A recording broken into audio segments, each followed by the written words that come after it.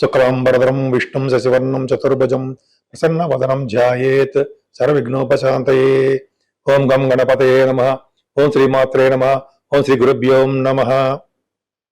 మా ఆది ఆస్తులను చూస్తుంటే మీ అందరికీ పేరు పేరున నా హృదయపూర్వక నమస్కారాలు. ఇప్పుడు మనం శుక్రగ్రహం, శుక్రుడు మీనరాశిలోకి మారుతున్నాడు. అంటే ఎగ్జాల్టేషన్, ఉచ్చ స్థితిలోకి ఉన్నట్టు, ఉచ్చ స్థితిలో ఉన్నటువంటి శుక్రుడు మీనరాశిలో ప్రవేశం చేస్తున్నాడు. సో దానివల్ల 12 రాశుల వారికి ఎలా ఉండబోతుందో తెలుసుకుందాం. మీనరాశిలోకి 2 మార్చ్ నుండి 25 మార్చ్ వరకు కూడా, అంటే 24 డేస్ ఈ మార్చిలోనే ఉంటాడు. ఎగ్జాల్టేషన్కి వెళ్తున్నాడు, అంటే ఉచ్చ స్థితిలోకి వెళ్తున్నాడు. పరమోచ్చలో కూడా ఉంటాడు, అక్కడ 27 డిగ్రీస్ 28 డిగ్రీస్ దగ్గర ఉంటాడు. సో ఆ శుక్రుడు, ఎగ్జాల్టేషన్ ఉన్న శుక్రుడు శనితో కలవడం ఒకటి. అసలు శుక్రుడిచ్చే ఫలితాలు 12 రాశుల వారికి ఎలా ఉండబోతుందో ఇప్పుడు మనం తెలుసుకుందాం. సింహరాశి అండి. సింహరాశి వారికి శుక్రుడు అష్టమ స్థానంలోకి వస్తున్నాడు. సింహరాశి వారికి సరే, అదేమన్నా శుక్రుడికి మీ రాశి వారికి 10th హౌస్ లార్డ్ కూడా అవుతాడు. సింహరాశి అయినా సింహలగ్నం అయినా 10th హౌస్ లార్డ్ అంటే రాజ్యాధిపతి మీకు అష్టమ స్థానంలోకి వస్తాడండి. ఏదైనా అష్టమ స్థానంలో మీనరాశిలో ఎగ్జాల్టేషన్లో ఉండడం వలన మీ రాశి వారికి, మీనరాశిలో ఉండడం వలన మీ రాశి సింహరాశి వారికి శుభ ఫలితాలే ఇస్తాడండి ఆయన. ముఖ్యంగా సాధారణంగా వృత్తిలో కంటే, అంటే మీరు చేస్తున్నటువంటి ఉద్యోగం, జాబ్స్ లో కంటే వ్యాపారంలో అధికమైన లాభాలు ఇస్తాడు అని చెప్తున్నాం. నేను చదివాను, చాలా చోట్ల కూడా తెలుసుకున్నాను. సో కాబట్టి అవకాశాలు ఉన్నాయండి. అష్టమ శుక్రుడు వలన ధనాన్ని ఇస్తాడండి. మన జాతకాల్లో చూడండి, మన జాతకాల్లో, మీ జాతకాల్లో కూడా చూసుకోండి. అష్టమ స్థానంలో శుక్రుడు ఉంటే వాళ్ళు జీవించి ఉన్నంత కాలము ధన ప్రాప్తి కలిగి తీరుతుంది, ఐశ్వర్యప్రదంగా ఉంటారు వీరు అని చెప్తున్నాం.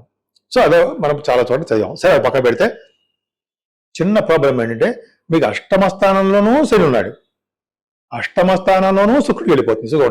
శుక్రుడు ఉన్నాడు అంటే ఎప్పుడు కూడా శని శుక్రులు అష్టమ స్థానంలో తప్పు. అంటే ఏంటి అంటే, అప్పటి వరకు మనం బ్రహ్మాండంగా ఉన్న వాళ్ళం కాస్త చెడు ఆలోచనలు, చెడు దృష్టి, చెడు ప్రవర్తనలో నిమగ్నమైపోయి ఉంటామంటే నేను కాదనుకోండి, జనరల్గా ఆ రాశి వారికి అలా ఉండడానికి అవకాశాలు ఉంటాయి. కాబట్టి కొద్దిగా మనం జాగ్రత్తగానే ఉండాలండి. పైగా కోర్టు సంబంధించిన వ్యవహారాల్లో కూడా చిక్కులు ఎదురవడానికి అవకాశాలు ఉన్నాయండి. కొంచెం మనం ఏది చెప్తారంటే, మనందరం ఒకటి కాబట్టి మనము అని చెప్పుకుంటే మంచిదని.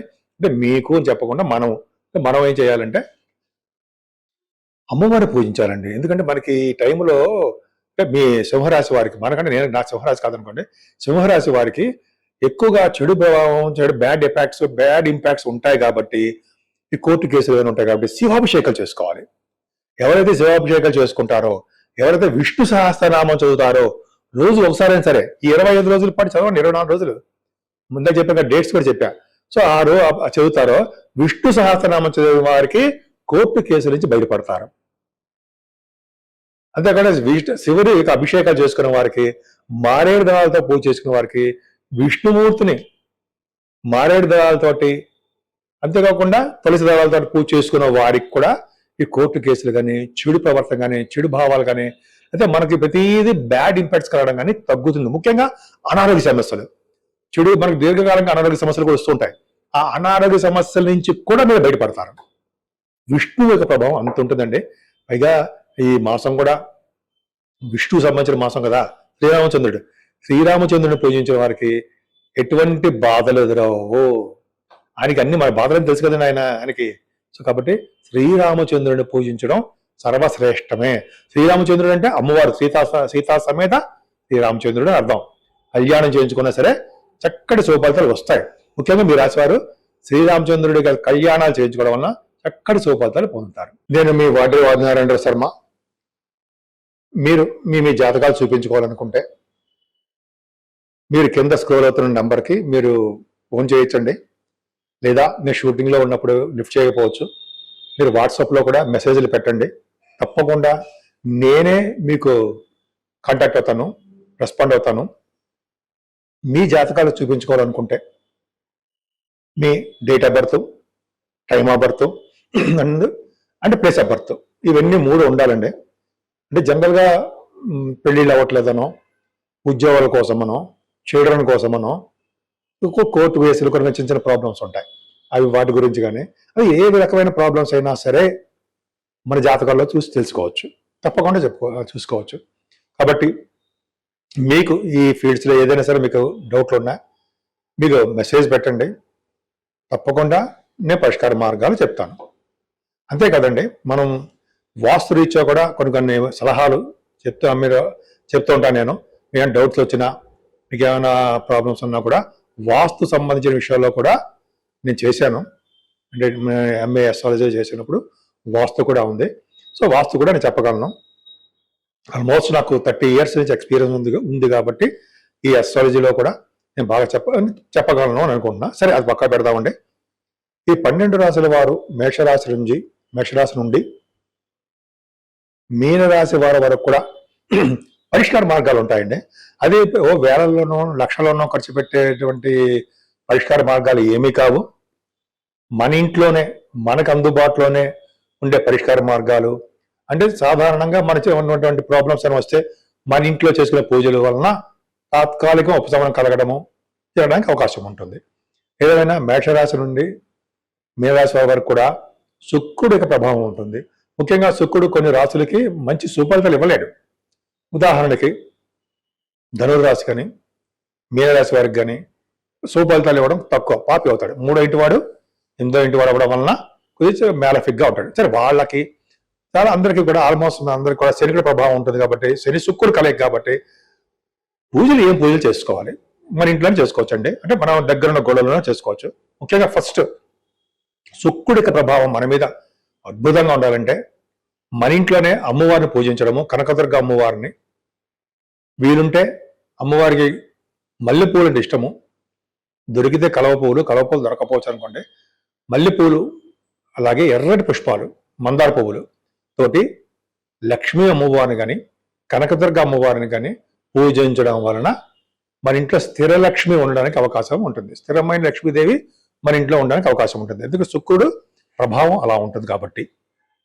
అంతే కదండి, ఈ శుక్రుడు కూడా మన ఇంట్లో చేసుకుంటూ ఒకవేళ అవకాశం ఉంటే ప్రతి గుళ్ళలోనూ కనకదుర్గ టెంపుల్స్లో పౌర్ణమికి అమావాస్య రోజున పూజలు చేస్తుంటారు, చండీ హోమాలు చేస్తుంటారు, అలాగే కుంకుమ పూజలు చేస్తుంటారు, చండీ సప్తసతి అని కూడా చేస్తుంటారు. కనకదుర్గ గుళ్ళో అమ్మవారి గుళ్ళో కూడా 4 to 5 ఉంటుంది, అమ్మవారి గుళ్ళో కూడా చేస్తుంటారు. సో ఇలా చేయించుకోవడం వల్ల కూడా శుక్రుడు వల్ల వచ్చే దోషాలు పరిహారం అవడమే కాకుండా శుక్రుడు వల్ల ఇచ్చే మంచి ఫలితాలు రెట్టింపు ఫలితాలు అవడానికి కూడా అవకాశాలు ఎక్కువ ఉన్నాయి. అంతే కదండి, శని శుక్రుల కాంబినేషన్ కూడా ఉంది. శని శుక్రులు అష్టమంలో కానీ సప్తమంలో కానీ వ్యయభావంలో కానీ ఉండడం వలన కొంచెం చెడు ఫలితాలు, చెడు అలవాట్లు ఇవ్వడానికి అవకాశం కొన్ని రాశులకు ఉన్నాయి. అది కూడా చెప్పాను కూడా.